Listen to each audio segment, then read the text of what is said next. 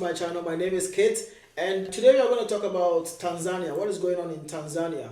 And I'm doing this with a friend of mine who is studying religion and ecumenism. Hello, Christine. Hi. So, I think my first question will be, what is your connection with Tanzania? Yeah, well, I also I am not officially yet a journalist anyway, by the way. But I am specializing on media work also and in journalism somehow, and Okay. in my studies.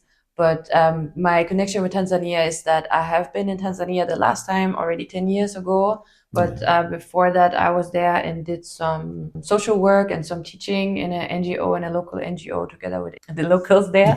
And I made many friends there that I still have a close connection until today.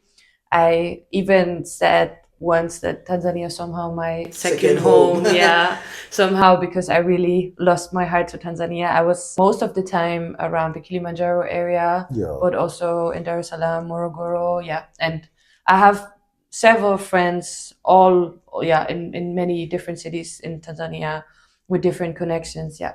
Oh, that's beautiful. Yeah. So my first question to you is, so what sparked the protest after the 29th October 2025 elections in Tanzania?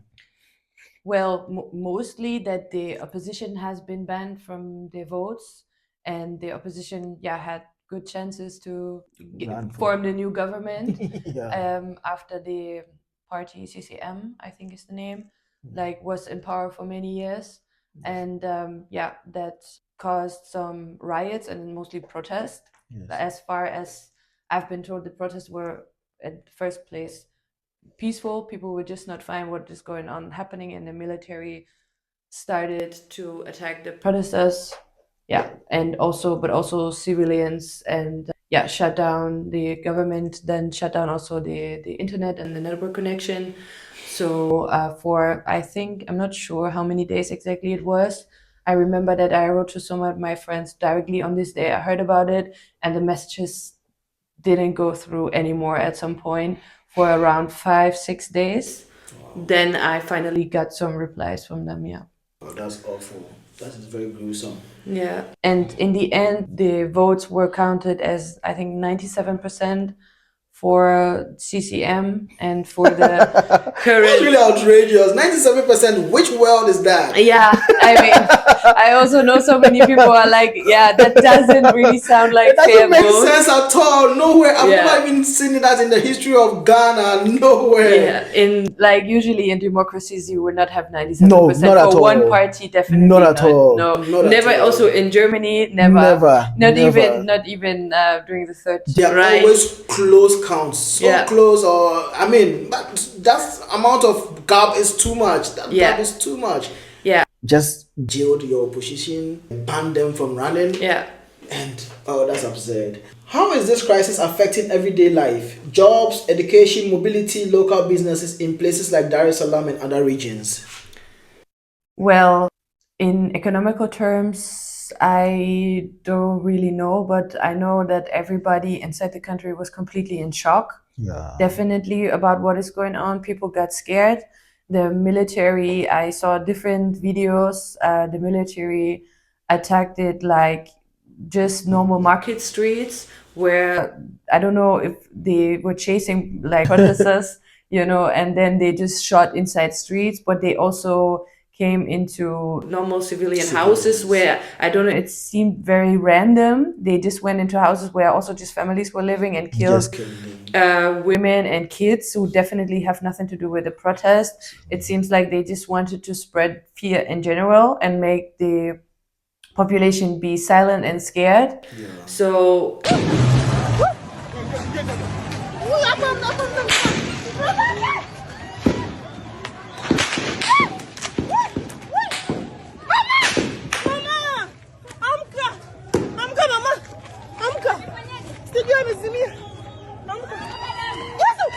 I can imagine that also in the marketplace or something, people were scared to sell their stuff. Of course, that had an effect on the economy, and people didn't feel free anymore to speak. What my people told me is that they don't have freedom of speech anymore. They are afraid to talk about anything at the moment. And of course, when you have no network and no internet connection, also the whole connection inside the country is completely disturbed. People cannot talk to their loved ones. And I also heard that some people still don't know about everybody that they know that they are fine, because some people still didn't have access to the network. Yeah. Oh, that's terrible. Yeah. So I would like to ask, because you have a little bit of connection inside there, we don't hear a lot of things on the radio or the media because they've cut down connections and then they're able to manipulate the system. So for our international listeners, what is one thing about Tanzania's situation that you feel is underreported or misunderstood by media abroad? Well, in the media, they don't really define how many people died. And Yes. I heard from several people from different places who are not even connected with each other that it's around 3,000 people who died or even more. And that this, I mean, I also read this in the media, like cities like Dar es Salaam, once the military shot people in the street. I also saw videos. It's just like they are just in the street shooting around. And the international media are very careful about the way they are reacting. Also, the European Union, it took some days. I know Tanzanian people were calling out for reaction from the UN and from the European Union, from other organizations and institutions to go against it. But yeah, I mean, it is a national crisis. So yeah, the media, of course, like they always are, they are like very careful. I even heard some people said like just 10 death people are confirmed while there are videos online of hills of dead bodies and laying around everywhere, you know. So I think it should really called out by what really, like, it should have been said like how many people died, Yes. and not Exaggeration. underestimate the Yeah. number, you know, like Alright, so I'll share some videos that personally Christine got from some of her friends, and viewers' discretion is advised.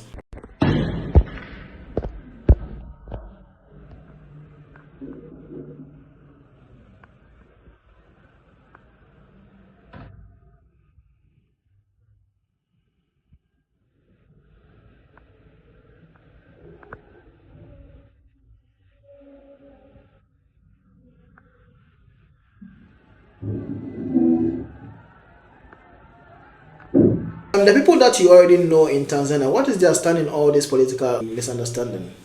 Well, the thing is, as a matter of fact, before, especially during Corona or something like that, people were completely supporting the government. Many people supported Magafuli, even that was already to a critical point.